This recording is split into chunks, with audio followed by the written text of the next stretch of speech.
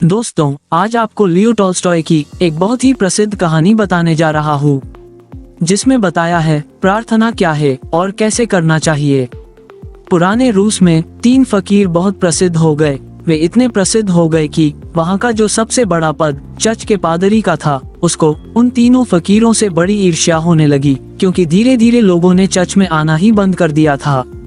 Church से लोगों की भीड़ बिल्कुल गायब सी हो गई थी। अब सभी लोगों ने उन 3 फकीरों के पास जाना शुरू कर दिया था। वहाँ का जो प्रधान पादरी था, वह सोचता ये तीनों कौन है जो मेरे रहते संत बन गए, क्योंकि ईसाइयों में यह मान्यता है कि जब तक चर्च किसी इंसान को मान्यता ना दे दे, तब तक वो संत नहीं बन सकता। पादरी बड़ा परेशान रहने लगा, क्योंकि लोगों में चर्च की लोकप्रियता दिनों दिन कम होती जा रही थी। लेकिन एक दिन तो हद ही हो गई। पादरी पूरे दिन चर्च में बैठा रहा, लेकिन एक भी व्यक्ति चर्च नहीं आया। पादरी के क्रोध का ठिकाना ना रहा। उसने निश्चय किया कि आज तो उन तीनों फकीरों की खैर नहीं, आज तो मैं उन तीनों को सबक सिखा कर ही रहूंगा। वो अपनी पूरी पादरी वेशभूषा में तैयार हुआ। उसने सोने का ताज पहना, हाथ में प्रधान पादरी का प्रतीक वाला सोने का डंडा लिया और चल पड़ा उन तीनों से मिलने।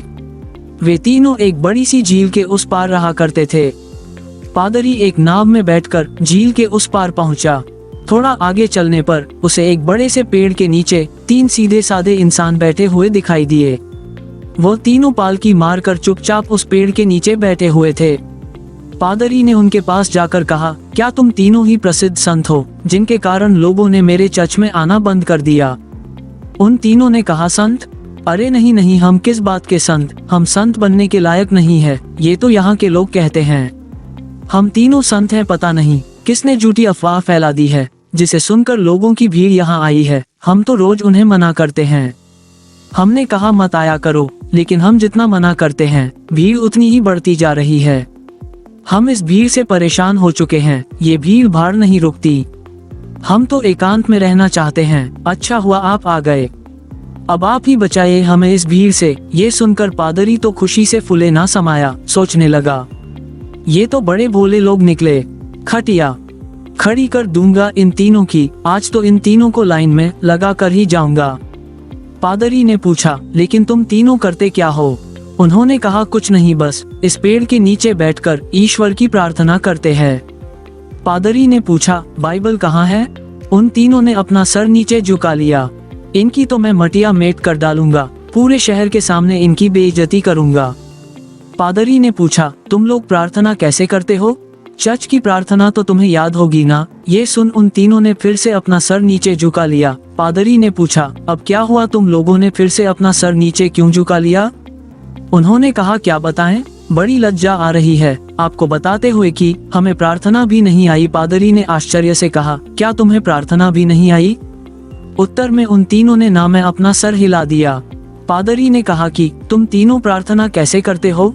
उन्होंने कहा, आपके चर्च की प्रार्थना तो बड़ी लंबी चौड़ी है, हम अनपढ़ गवार को याद ही नहीं हो पा रही थी, और फिर गलत पढ़ने का कोई मतलब ही नहीं है। इसलिए बहुत सोचने के बाद, बहुत गणित लगाने के बाद हमने अपनी खुद की एक प्रार्थना बना ली। ये सुन पादरी जोर से चिल्लाया, क्या तुमने अपनी खुद की प्रार्थना बना ली? प्रार्थना तो सर्वमान्य होती है, शास्त्रों में लिखी होती है, हजारों हजारों साल पुरानी होती है। जीसस को तो प्रार्थना खुद परमात्मा ने सिखाई थी, लेकिन तुम लोगों ने अपनी खुद की प्रार्थना बना ली। उन्होंने कहा, हमसे बहुत बड़ी गलती हो गई, हमें माफ कर दो, हम अनपढ़ गवार इंसान हैं, हमें कुछ नहीं पता। अब आप हमें जो प्रार्थना सिखाएंगे, हम वही प्रार्थना आज से करेंगे।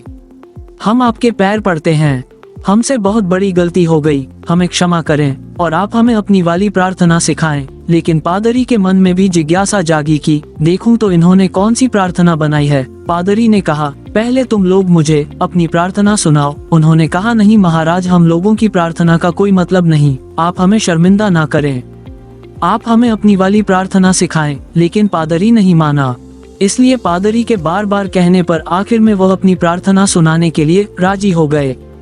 उन्होंने कहा, हमने बहुत सोचा, बहुत विचार किया, लेकिन हमें कोई प्रार्थना नहीं आई। फिर हमें याद आया कि ईसाईयत में तो भगवान के 3 रूप को माना गया है, इसलिए हमने इसी पर अपनी प्रार्थना बना दी। अगर आप हमारी प्रार्थना सुनेंगे तो हम पर हंसेंगे।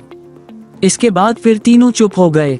पादरी ने कहा, अरे बताओ, नहीं हंसूंगा। उन्होंने कहा, भगवान के 3 रूप हैं, इसलिए हमने प्रार्थना बना दी। हम भी 3, तुम भी 3, हम पर कृपा करो। ये सुन वो गंभीर पादरी भी हंस पड़ा। बोला, जिंदगी में बहुत प्रार्थना हुई है और ऐसी प्रार्थना कभी नहीं सुनी। वो मन ही मन सोचने लगा, बड़े बेवकूफ लोग हैं, आज उनकी अक्ल ठिकाने लगा कर जाऊंगा। इन तीनों को मेरे पास चर्च में आना ही पड़ेगा। उन तीनों ने कहा, आप हमारी छोड़िए, अपनी प्रार्थना सिखाए, हम आज से वही करेंगे। पादरी ने उन्हें चर्च की प्रार्थना सुनाना शुरू की। उन्होंने कहा, एक बार, और पादरी ने फिर उनको वह प्रार्थना सुना दी। उन्होंने कहा, एक बार, और पादरी ने तीसरी बार सुनाई। उन्होंने कहा, एक बार और प्रार्थना भूल ना जाए। पादरी ने फिर सुनाई। उन्होंने कहा, एक आखिरी बार, और पादरी ने कहा, घबराओ मत, कभी कभी चर्च भी आया करो, धीरे धीरे तुम लोगों की जिंदगी बदलने लगेगी और अगर रोज आओगे तो ये प्रार्थना भी सीख जाओगे। उन्होंने कहा, जी, जैसी आपकी मर्जी। पादरी बड़ा खुश हुआ। उसने कहा, तुम लोग डरना मत, मैं तुम्हें माफ कर दूंगा और लोगों से भी माफ करवा दूंगा। पादरी नाव से वापस जाने लगा। अभी झील के बीचों बीच पहुंचा ही था कि पीछे से कुछ लोगों के चिल्लाने की आवाज आई। पादरी ने पीछे मुड़कर देखा तो उनकी आंखें फटी की फटी रह गई। वे तीनों पादरी को पुकारते हुए झील के पानी पर दौड़ते हुए चले आ रहे थे। वे तीनों पानी पर ऐसे दौड़ रहे थे मानो कोई जमीन पर दौड़ रहा हो। ये देखकर उस पादरी के हाथ से वो सोने का डंडा गिर गया। वो नाव पर गिर गया। ये चमत्कार तो आज तक केवल जीसस ही करके दिखाए था।